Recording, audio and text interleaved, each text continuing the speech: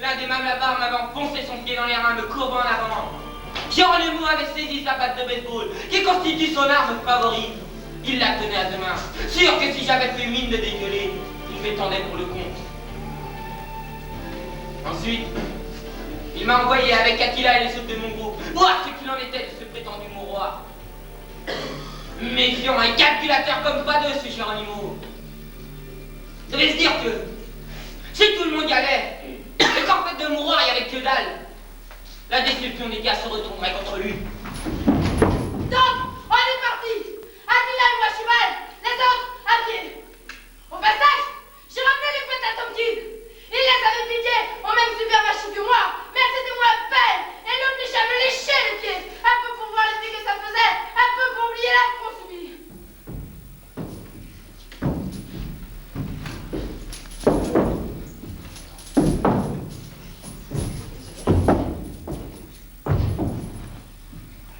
Lorsqu'enfin on s'est mis en route, je me suis aperçu que Donald boitait. Comme il occupe le rang le plus bas de mon groupe, c'est lui qui, en fin d'autres, avait dû sceller ses pompes. Et celui qui nous était approprié ne s'était pas contenté de se faire sucer le ripaton. Couvert de bleu, elle était à Donald Duck. Va bien reposer, lui ai-je dit. Mais on se retrouvera. Tâche d'avoir trouvé des pompes.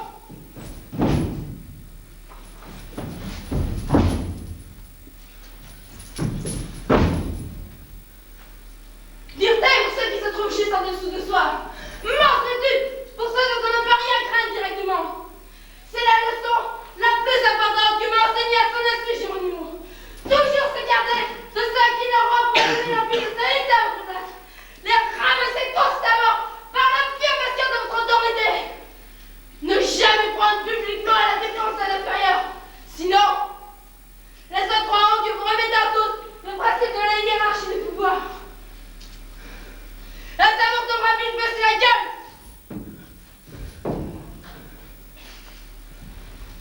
Mais lui donner l'impression que vous le protégez.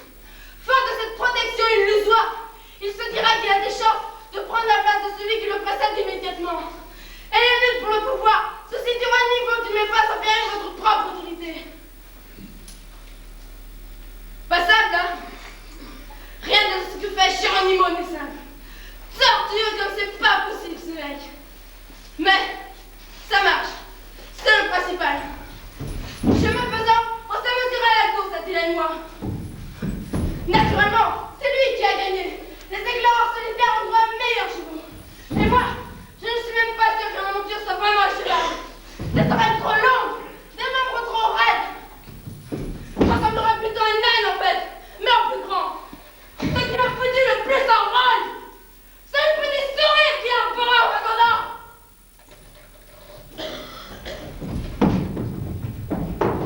C'est pas le roi ton canasson. L'air qu'il a pris pour dire ça, on voyait bien que c'était pas ton cheval qui parlait. D'instinct, ma main droite est collée sur la poignée de mon couteau. Et là, Auberlieutenant, je suis éclaireur solitaire qui l'oublie. Il a éclaté d'un rire, pire que s'il m'avait insulté. Oui, pendant quelques secondes, je l'avais oublié. Que les éclaireurs solitaires sont des intouchables. Les types qui acceptent de se déplacer seuls, même la nuit, sont très rares. Alors on n'a pas le droit de se battre avec eux. Ordre de Geronimo. Ma main est revenue sur l'encolure de mon cheval. On se retrouvera, petite tête, j'ai promis. Il a haussé les épaules, sûr de ne rien avoir à craindre. La protection de Geronimo est la meilleure qui soit. C'est là. Nous sommes descendus de cheval et nous osons m'approcher à pied. La butte n'était pas très haute, 2 ou 3 mètres peut-être. Au sommet, à côté d'un tas de terre fraîchement remué, il y avait une ouverture circulaire, un puits d'ombre qui se perdait dans les profondeurs du sol. C'est les Spartiates qui ont dû se découvrir, mais ils n'ont pas eu le temps de s'amuser avec.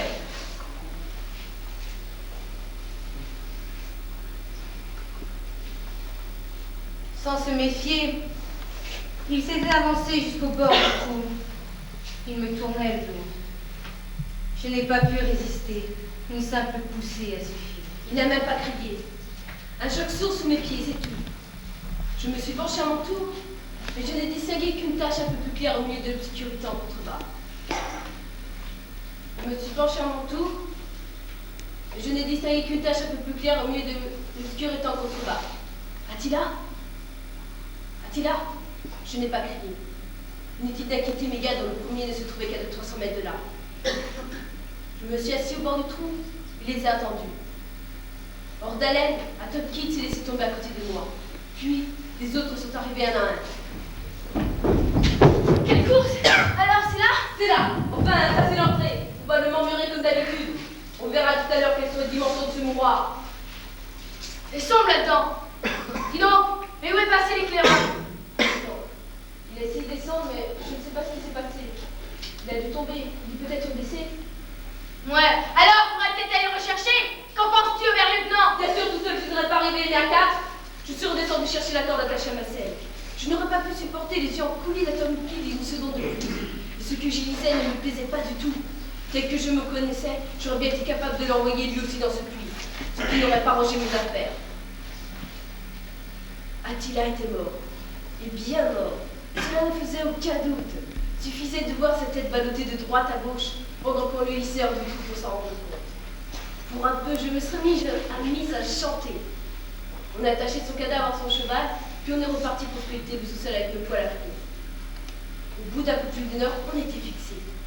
Le mouroir affectait à la forme d'un carré de plus de 700 pas de côté. De loin le plus grand qu'on ait jamais trouvé. Mes gars exultaient. Outre le feu, tout ça, ça allait être quelque chose. Un mouroir, c'est un peu comme une boîte, avec un couvercle qui s'adapte autour des parois et le clôt hermétiquement. Dans le cas du mouroir, bien sûr ce couvercle est en béton. Mais si d'aventure il tenait à l'un des équipements, la porte ne peut vouloir sortir. Il devrait nécessairement soulever ce couvercle à l'intérieur. Mais je ne sais pas comment il s'y prendrait. Ça peut bien peser quelque chose dans les 2 ou 3 millions de tonnes, un machin comme ça. De l'extérieur, c'est plus simple. Suffit de savoir placer les explosifs. La foule des grands jours. Il y avait bien les 3/4 de la bande ce soir-là, sur le site que nous avions reconnu quelques heures plus tôt. Geronimo avait calmé les éternels cornichards en leur disant que la prochaine fois ce serait eux qui auraient droit aux premières loges et qu'on leur apporterait des souvenirs. Les promesses, ça ne coûte rien, mais des souvenirs, on leur en a ramené. La cérémonie a commencé. On s'était tous munis de bubidons sur lesquels on frappait avec ce qui nous tombait sous la main. Armes, pierres, bouts de bois. Un énorme roulement glissa la vallée. Ma tête commence à tourner. Mes intérieurs se liquéfient un peu plus à chaque coup. J'ai beau avoir l'habitude de ce genre de fête, ça me fait chaque fois le même effet. Ça doit être le rythme qui veut ça. Mes yeux se gonflent comme si j'allais chialer. Quelquefois, je chiale vraiment. Des frissons électriques courent le long de mon dos. Je ne pense plus à rien, seulement à frapper sur mon bidon rouillé. Frapper, frapper, frapper!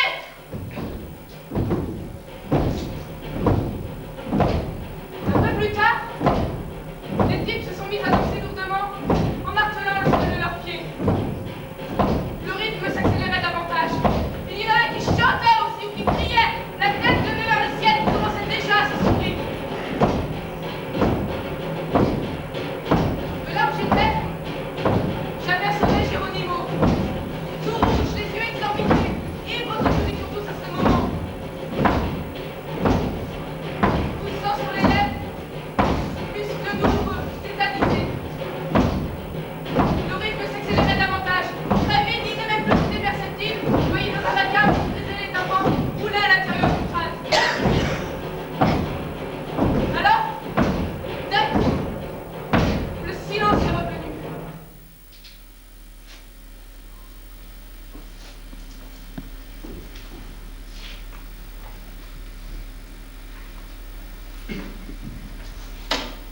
Geronimo s'est avancé au milieu du quadrilatère, délimité par des piquets enfoncés dans le sol et qui figuraient grossièrement le périmètre du mouroir souterrain.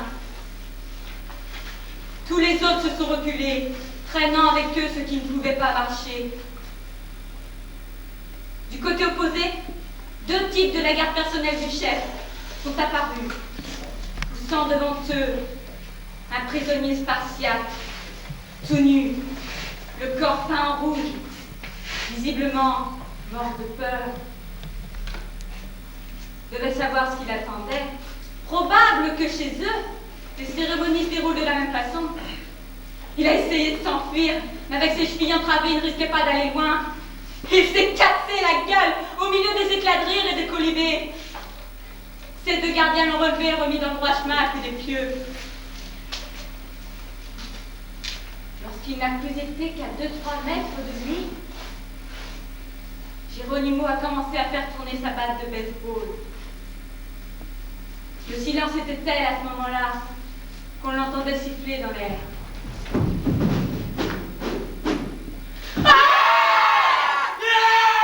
La tête du Spartiate a littéralement éclaté, projetant du sang et du morceau de chair jusque sur les types qui l'accompagnaient. La batte rougit, brandie à bout de bras pour que chacun puisse la contempler. Geronimo a attendu que ce troupe se soit apaisé, puis est ressorti du quadrilatère, laissant là le cadavre qui pissait encore du sang. Le sacrifice était terminé. La nuit nous serait propice.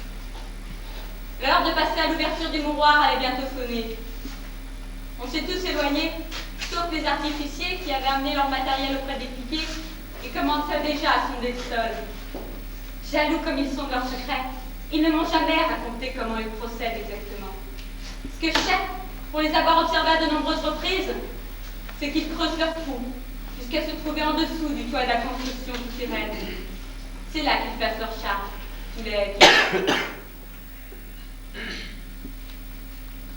La nuit était totalement tombée lorsque nous sommes arrivés à l'autre bout de la vallée. Par chance, c'était pleine lune, et en plissant les yeux, on parvenait presque à distinguer le tumulus à 3 km de là. L'attente s'est prolongée encore un quart d'heure environ, puis un éclair éblouissant a illuminé l'endroit que nous nous fixions tous, très vite noyés dans un nuage de poussière. Les gars se sont mis à hurler en tapant sur leur bidon. Quelques secondes encore, puis un gigantesque grondement a couvert leurs cris. Malgré la poussière, nous avions tous vu l'immense lac de béton maintenant débarrassé de la terre qui la recouvrait, s'élever d'un seul bloc à la verticale et retomber de l'autre côté, lentement, très lentement, comme un couvercle qui pivote sur sa charnière. Hurrah pour les artificiers, hurrah! Comme les autres qui repris l'ovation à plein poumon, du travail d'artiste vraiment. Je doute que les Spartiates, ou même la bande à Bono, pourtant réputée pour son emploi immodéré des explosifs, et des artificiers qui arrivent à la cheville des autres. Le hic, c'est qu'en général, la vie d'un artificier est plutôt courte. Forcément, à force de se trimballer avec des trucs dangereux, il y en a fatalement un qui leur claque dans la gueule. Ou alors, ils n'ont pas le temps de prendre assez de recul. Et ils sautent en même temps que leur cible.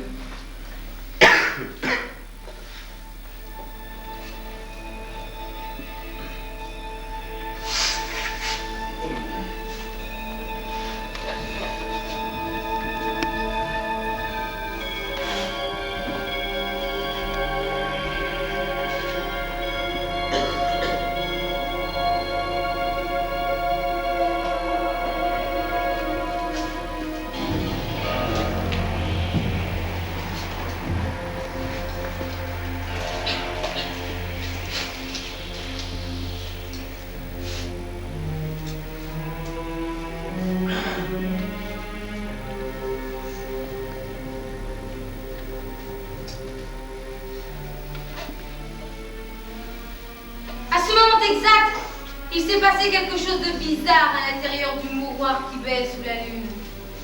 Des cris d'abord, des gémissements. Mais ça n'est pas tellement inhabituel. Il arrive quelquefois que la déflagration n'achève pas tous les occupants du mouroir. C'est se plaignent, c'est normal. Mais là, autre chose. Une sorte de musique très brève, tonitruante, qui a déchiré la poisseur de cette nuit. Quelques notes jouées sur une trompette géante. Seul, je crois bien que je me serais enfui, comme tous les types qui étaient là en fait, y compris Geronimo. Mais nombreux comme on l'était, on se sentait invincible. Alors on s'est avancé jusqu'au bord du mouroir, nos armes à la main. C'est alors que tout a disparu. Je marchais dans la ville enchantée, au milieu de mes gars. Devant moi, il y avait le casque fluorescent d'Atomy Kid. un homme n'était... Nous avancions.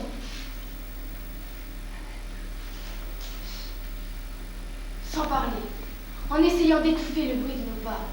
Mais quand même, une troupe qui marche, en rang serré, ça s'entend. Tout à coup, le silence est tombé, le vrai silence. Tout à coup, je me suis retrouvée seule, noyée dans une espèce de nuage rose. Le casque d'Atom Kid, la nuit argentée, les types qui marchaient au coude à coude avec moi. Tout avait disparu, remplacé par ce nuage rose. Brouillard peut-être, mais un brouillard de guimauve. D'ailleurs, ça en avait le goût fade, légèrement écœurant. Et moi, je me noyais dans cette guimauve impalpable. Je me sentais mi-enfoncée, mi-engluée. Chaque geste me paraissait plus difficile à accomplir que le précédent. Alors je n'ai plus bougé. Je crois même avoir cessé de respirer. Je vais mourir, je me suis dit. Mais je n'avais pas peur. J'étais seulement curieux de voir ce qui allait se passer. Presque tout de suite, le brouillard s'est dissipé. J'avais fermé les yeux, mais je l'ai compris en sentant le sol se reformer sous mes pieds. Mais le silence s'est déchiré qu'au moment où, presque malgré moi, mes paupières se sont soulevées. J'étais assise, au centre d'une sorte d'avenue, bordée d'immeubles blancs sur un côté. Sur cette avenue, des milliers de promeneurs, des adultes. Les hommes, en costume uniformément noir, étriqués, avec de grands cols blancs qui dépassaient de leurs vestes boutonnées haut. Les femmes, avec de longues robes de toutes couleurs et de vastes chapeaux assortis, ornés de fleurs et de fruits. Un sacré garde-manger, j'ai pensé, et je me suis mise à rire. Bizarre. Les piétons avançaient vers moi, comme si de rien n'était, comme si pour eux je n'existais pas. Mais arrivé à 2 ou 3 mètres de l'endroit où j'étais assis, ils bifurquaient brusquement, sans m'accorder le moindre regard. Lors de cette constatation, je me suis relevée et laissé toiser. Bande de connards! Je vous emmerde tous! Je vous emmerde tous! Je vous emmerde tous! Ils ne m'ont pas répondu, bien sûr. Alors, je me suis avancée, au milieu d'eux, chantant à tue-tête, en essayant de me placer aux endroits où ils regardaient. Mais ça n'a pas marché. À chaque fois, le regard dérapait sur moi et se portait plus loin. Au bout d'un moment, j'en ai eu marre et j'ai couru vers le type le plus proche. Il m'a semblé qu'il tressaillait, mais rien de plus. Il a continué son chemin, d'un pas nonchalant, la main crispée sur le pommeau doré d'une fine canne de bois. Arrivé à lui, de toutes mes forces, je lui ai décoché un coup de pied dans le tibia. J'avais pensé que mon pied passerait au travers de sa jambe, mais non, le choc avait eu lieu. Quand enfin je me suis retournée, le type s'était déjà éloigné.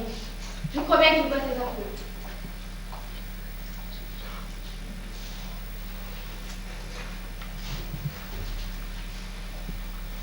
Et puis, il y a eu cette femme, dans une longue robe bleu clair, bordée de blanc. Je me précipitais vers elle pour lui faire subir le même traitement. Elle s'est arrêtée, m'a regardée. Et moi, ce regard apeuré, interrogateur, à peine estompé par une fine voilette blanche, je n'ai plus su que faire. Je me suis arrêtée à mon tour. Alors, elle a souri et a continué son chemin, comme si à nouveau je n'avais jamais existé. Je l'aurais bien suivi, mais n'en ai pas eu le temps. Déjà, le brouillard rose à double jour m'enveloppait. Cette fois, je ne me suis pas inquiétée. Le casque d'Atom Kid, la nuit argentée, les types qui marchaient au coude à coude avec moi. Tout rentrait dans l'ordre. À côté de moi, quelqu'un a trébuché et s'est raccroché à mon épaule. C'était Charlie Brown. Excuse, mon vieux, qu'elle défonce. Je ne lui ai même pas demandé dans quel paysage intérieur son type allait emmener. Peut-être parce qu'inconsciemment je le savais déjà. Tout comme j'avais déjà compris qu'en fait, la date n'y était pour rien. Le miroir, c'est un grand trou noir. Exception faite des 3 ou 4 endroits où l'explosion a suscité de maigres incendies. Lumière, dit Geronimo. Aux 4 coins du miroir, des grands phares montés sur la pièce se sont allumés. J'entends dire un labyrinthe d'ombre dans les bières, monsieur. Personne n'avait songé à visiter la cellule qui jouxtait ce nous étions descendus. J'ai repensé au grattement. Mon Dieu, si je ne m'étais pas trompé. La porte s'est ouverte sans difficulté. Guillemot. Savage multicolore. À mes pieds, Des brodequins luisants de cuir noir. La femme de tout à l'heure qui semble guetter mon regard à travers sa voilette blanche puis s'éloigne. Une soudaine pression sur mon épaule. Une voix terriblement grave qui résonne dans ma tête.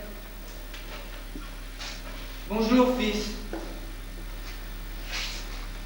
À peine le temps de me retourner, à peine le temps d'en trouver un visage très pâle, mangé de barres de brume. Déjà, l'humour.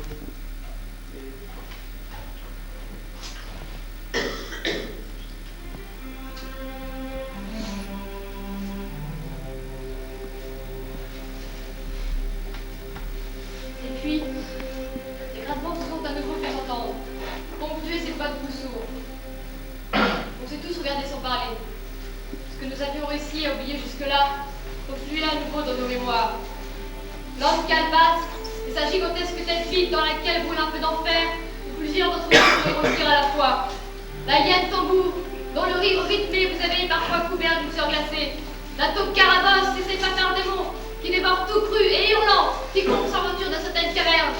Les ordignomes, leurs mâchoires de fer, leurs yeux projecteurs, les bombages que personne ne voit jamais, ceux qui me font brûler l'intérieur, et notre chose encore. Tout ce qui vit sous terre le jour, tout ce qui la nuit, nous fait sangloter de frayeur. Soudain, Donalda qui a bousculé tout le monde s'est précipité vers la porte. Arrête!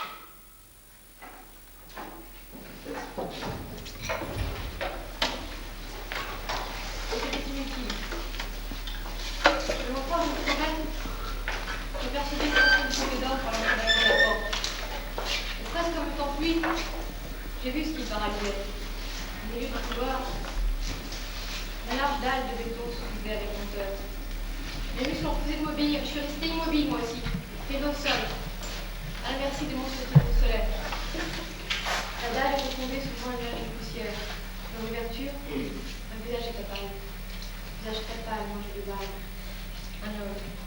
Mes poumons soudain délivrés ont laissé échapper un long cri auquel ont répondu tous les gaz trouvant à ce moment-là dans le secteur du mouroir. La pied brandie, je me suis précipitée. L'homme a réagi avec une surprenante rapidité, fait l'avissement et hop, il s'est engouffré dans la première voiture venue. Pas de chance!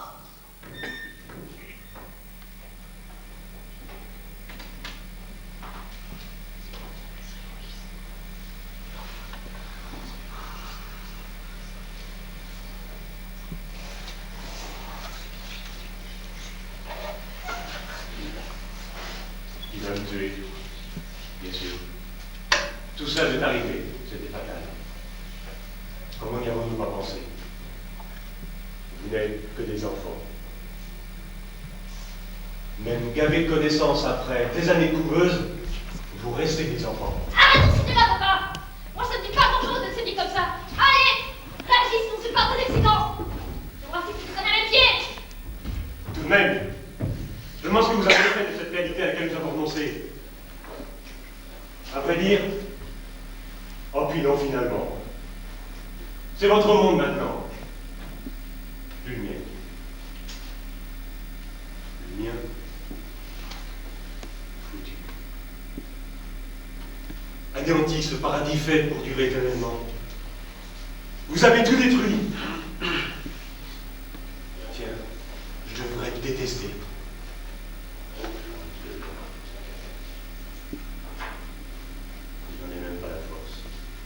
Tout s'est passé trop vite. Je suis déjà mort. Mort! Alors là, papa, on peut dire que tu vis dans l'avenir, toi. Vous savez, papa? Mais non. J'ai jamais eu de gosse, moi. Du moins, pas à ma connaissance. Et c'est surtout pas en ce moment que je vais me mettre à regretter. Alors ton tremplin de pied des filiales, tu peux te le garder. Et si tu veux me tuer, fais-le tout de suite. Ça m'évitera de sombrer dans le drame. Tu commences à me taper sur le système! Avec tes commentaires! Qu'est-ce que vous voulez à la fin? Pourquoi chercher d'autres? Cherchez du temps de vous réveiller. On me dérange pas pourtant. Ah ça non! On peut pas dire que vous nous gêniez. Il faut bien s'amuser un peu, on faut bien se nourrir aussi. Tout, on vous a tout laissé. Les machines, pour vous permettre de vivre agréablement. Les couveuses pour que vous appreniez tout ce que nous savons. Pour que vous puissiez utiliser au mieux les machines et même en inventer d'autres. Et les hommes, ceux que nous avons laissés derrière nous pour veiller sur vous, pour guider vos pas. Comment c'est qui vous avez empêché de nous réveiller? Les hommes ont tous bouffé. Il y a que longtemps qu'il n'y en a plus que dans le mouroir. Les hommes ont déjà tous bouffé. Tous bouffé. Les yeux me brûlaient à cause du soleil qui m'éclairait de face. Je ne pouvais pas me permettre le luxe de relâcher ma surveillance. Une fois qu'il aurait pris la fantaisie de l'étaler et de se perdre dans la foule qui déambulait sèchement sur les carreaux multicolores de l'avenue. Des carreaux multicolores? Une fugitive impression d'étrangeté m'a traversée. Mais ce n'était pas le moment de se laisser distraire. D'ailleurs, cette sensation a disparu tout de suite. Ah, Mariette, C'était Bénure accompagné de tout son groupe. Au début, je me suis moqué d'eux. Et avec drôle de déguisement, de drôles de costumes bleu marine, avec un large col bordé de blanc, de hautes chaussettes. Et un chapeau ridicule, plat, avec un pompon au milieu. J'ai vu qu'il se poussait du coude en me montrant du doigt. Mes vêtements étaient les mêmes que les leurs. Ça m'a foutu en rogne. Je vais te tuer. Je vais te tuer. Je vais te tuer. J'ai levé mon arme, mais l'épée avait disparu. Ma main serrait la crosse d'un revolver. J'appuyais sur la détente, tout en pressentant confusément une nouvelle entourloupe. Ça ne s'est pas fait attendre. Au lieu de la détonation, il y a eu un timide plof, et un bouchon attaché à une ficelle a jailli en calme. Ça devrait t'arriver à gérer ça, mon petit. Je vais te tuer. Ah, mais ça me tue, bouffez!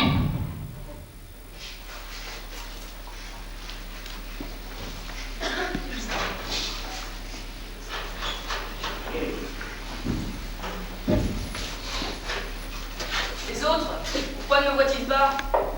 Oh, les autres, pourquoi ne me voient-ils pas?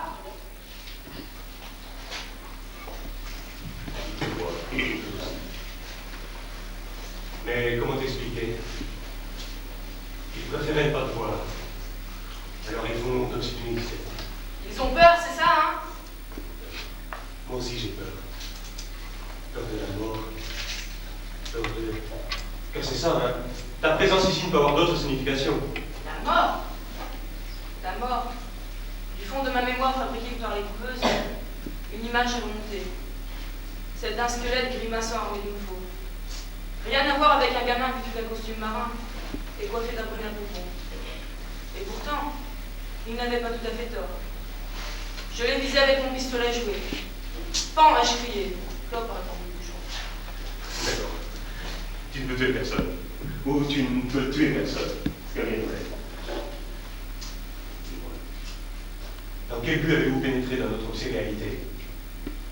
Et comment avez-vous fait pour y rentrer? La psy-réalité? Les immeubles blancs, l'avenue pavée de carreaux de couleur, les piétons, c'est ça? Alicante. Début du XXe siècle. C'est beau, n'est-ce pas? C'est quand même un peu triste, non? Je veux dire, vous n'avez pas l'air de vous marier tous les jours aussi. Un grondement sourd a étouffé sa réponse. C'est ma fils et les autres qui ramènent de quoi faire un peu de voix. Des applaudissements ont éclaté, saluant l'arrivée des gars dépêchés par Géronimo. Ils avaient déniché, tu sais où? Une vieille carriole. Et il y avait embrassé bidon d'essence et caisse explosive. Ce qui expliquait le tintamarre. Lorsque je me suis retourné, l'homme avait disparu. Ça ne m'a pas étonné. Ce qui m'a surpris tout de même, ça a été de me retrouver hors du mouroir, sur la butte où s'ouvrait le puits dans lequel j'avais précipité Attila. Ensuite, tout a été très vite. Plusieurs types sont redescendus dans le mouroir. On leur a fait parvenir l'essence et les explosifs, puis ils sont remontés à la dalle. Tout autour, les gars de la bande veillaient, l'arme au poing, des fois qu'il aurait pris fantaisie ou d'en dessous tenter une nouvelle sortie. Mais rien de tel n'a eu lieu. Devaient trembler au fond de leur trou les émus de l'homme calebasse. La trappe a été ouverte sans difficulté. Les bidons d'essence ont été mis en perche puis précipités dans les profondeurs du sol. Ça a été un beau spectacle, vraiment meilleur que celui de l'ouverture du mouroir. D'autant que cette fois on était beaucoup plus près. Pourtant, il n'a pas eu de blessés. L'explosion est en restée souterraine.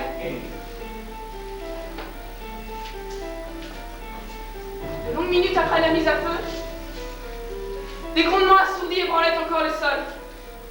Alors, les vieilles terreurs sont revenues. La hyène tambour. Le murmure est devenu hurlement. La hyène tambour, j'ai roulé comme les autres. Comme les autres, j'ai tourné le dos de mon bras et j'ai couru. J'ai couru jusqu'à ce qu'un point de mon cerveau me dise que le jour s'était levé et que je n'avais plus rien à craindre des monstres nocturnes. Alors seulement, j'ai osé jeter un coup d'œil par-dessus mon épaule. Là-bas, au fond de la vallée, le mouroir brûlait toujours. Le sol de béton avait dû s'effondrer et d'immenses flammes gissaient vers le ciel.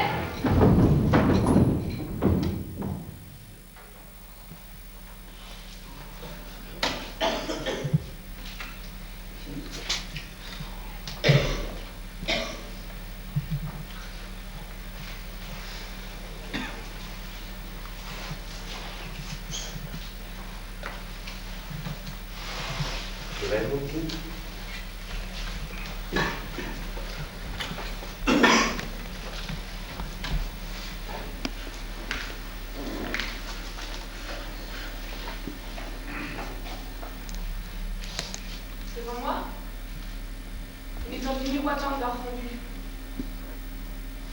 Accoudé à la rambarde de pierre, j'ai attendu que la douleur devienne intolérable pour mes yeux. C'est la mer? La Méditerranée, oui. Mare Nostrum, j'ai ajouté en ma vallée. Son vol a soulevé mes laissés dans les yeux. Mes yeux irrités par les rayons réfléchis du soleil ne me permettaient pas de distinguer ses traits. Mais j'avais reconnu sa voix, une voix terriblement grave. Tu es mort. Je t'ai tué. Rappelle-toi, tu n'existes plus maintenant. C'est sans doute vrai, puisque tu le dis. Comment se fait que tu ne disparaisses pas? Parce que tu m'as tué. Dans ta réalité, peut-être, mais pas dans la mienne. Dans celle-ci, tu pourras pas me tuer. Tu pourras jamais me tuer. Tu n'es qu'une image alors? Un faux semblant? Qu'est-ce qui est réel et qu'est-ce qui ne l'est pas? Les psy-réacteurs nous ont permis d'accéder à une autre réalité. Pas possible ce que ce type pouvait m'agacer avec ses airs d'homme et supérieurs. Du vent tout ça. La psy-réalité n'existe que dans ta tête, papa. Oui. Mais alors, qu'est-ce que tu fais dans ma tête? Aïe! Et ça se passe uniquement dans ma tête? Non. La psy-réalité a une existence objective. Elle est bien réelle. Pour les gens du pouvoir, peut-être. Mais pas pour moi. Je n'ai jamais été soumis au psy-réacteur, moi. Alors tu n'es pas là. Et cette discussion n'a pas lieu. Mais vaut mieux tâche de regarder la réalité en face quand même. En foutant l'air des psy-réacteurs, vous avez tout détruit. Tout a été chamboulé. Les machines se sont emballées. Les deux réalités jusqu'ici parallèles se sont interpénétrées.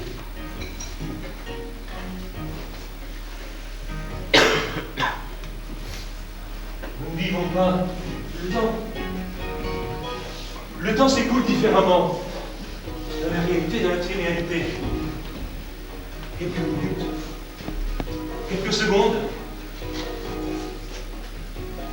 plusieurs jours. Quelquefois, vous vivez quelques secondes, quelques minutes dans l'une, alors que dans l'autre, plusieurs jours se sont écoulés.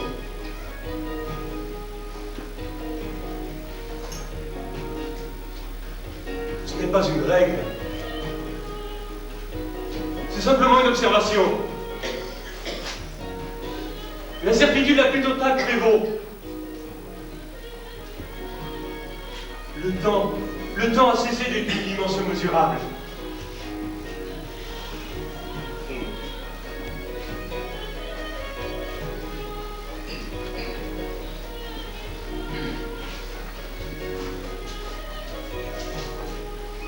Lorsque je me suis réveillée, l'eau pointait. Une lumière anémique filtra à travers la toile de bâche de ma tente. Donc de quel jour, me suis-je demandé, en m'aspergeant le visage d'eau. Avant de me retrouver une fois de plus dans la réalité, je me souvenais avoir observé la lente émergence du soleil derrière les collines qui bornaient l'horizon du mouvoir. S'agissait-il du même matin? Certainement pas. Il ne me rappelait ni être rentré au camp, ni m'être couché. Après avoir enfilé mon pantalon et mes bottes, j'ai ôté le morceau de carton qui devait l'entrée de ma tente. Bonjour, lieutenant! Bien dormi! Les rires ont éclaté. J'ai jeté un coup d'œil extérieur. Autour de la tente, il y avait au moins la moitié des gars de la bande. Et au milieu, un type cloué sur une croix la tête en bas. Malgré le sang et sa gorge ouverte de l'eau, j'ai reconnu le supplicié. C'était Donald Duck. Alors, tu sors? Du menton, j'ai dessiné le cadavre. Pourquoi? Je l'aimais bien, moi, Donald Duck. Oh, rien de bien grave. Je crois qu'il a voulu défendre un type qui avait tué un éclaireur solitaire. Alors seulement j'ai aperçu Tom Kidd. Il se tenait tout près de Geronimo et m'observait avec un sourire de mépris. Sors! Sur un geste de lui, les gants enflammés des bottes de paille dressées contre ma tente. Je n'avais pas le choix. Alors je me suis avancé, sans armes, à côté du cadavre de Donald Duck. La fenêtre dessinait un rectangle d'un bleu immaculé dans la tapisserie à ramages. De là où je me trouvais, je ne voyais que le ciel. Et je savais que si je m'étais levée, si je m'étais dirigée vers cette fenêtre, la mer serait apparue. D'abord d'un bleu un peu plus soutenu que celui du firmament, peut-être roulé d'écume. Puis mon regard serait tombé sur le pavage multicolore de cette avenue espagnole. Tu veux un gâteau? La femme me souriait de l'autre côté de la table. J'ai fait oui de la tête, et elle m'a tendu une coupe argentée. J'ai pris un gâteau au hasard. Il était blanc et rond, avec une cerise confite plantée dans son milieu. C'était fade, vaguement sucré. Je l'ai reposé sur la table. Je voudrais vous voir toute une vie. D'abord interloqué, voilà pour fait de rire.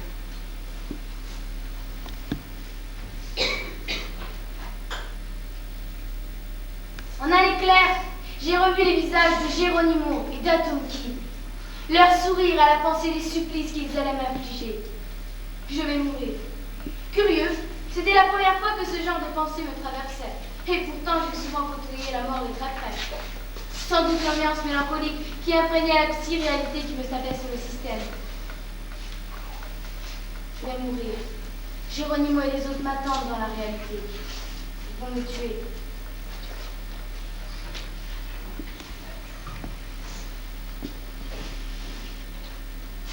Geronimo m'attendait.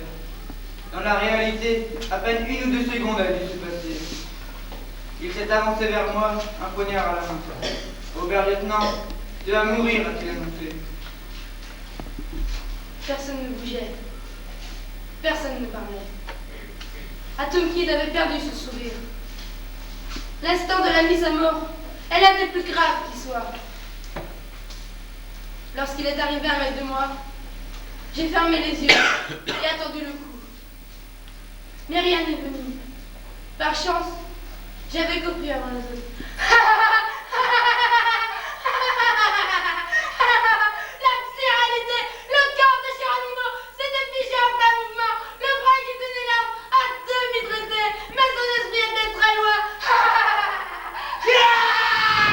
Sans réfléchir, j'ai arraché le poignard et traîné Geronimo et plongé la lame dans sa poitrine. Elle en est retirée, il y a replongé, replongé, replongé.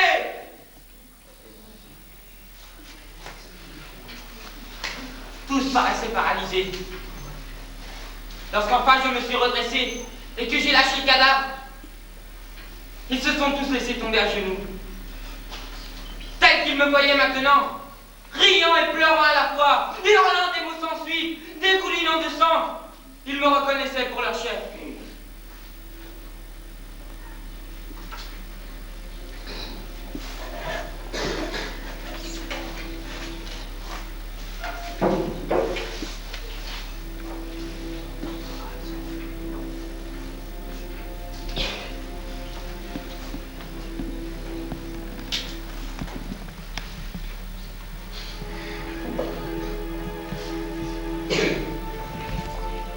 Pauvre Geronimo.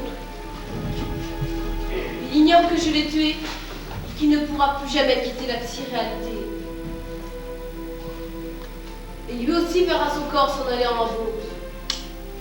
En un éclair, j'ai compris que l'avenir qui m'attendait ne valait guère plus haut. Un Tonkin ou un autre ne mettra pas longtemps à réaliser que les mêmes positions qui m'ont permis de prendre le pouvoir, il peut les utiliser pour me tuer. J'appelle l'homme Calebasse pour qu'il vienne me chercher et me fasse brûler dans le brasier qui gronde à l'intérieur de ce crâne vide. Personne ne vient. D'ailleurs, je n'y crois plus.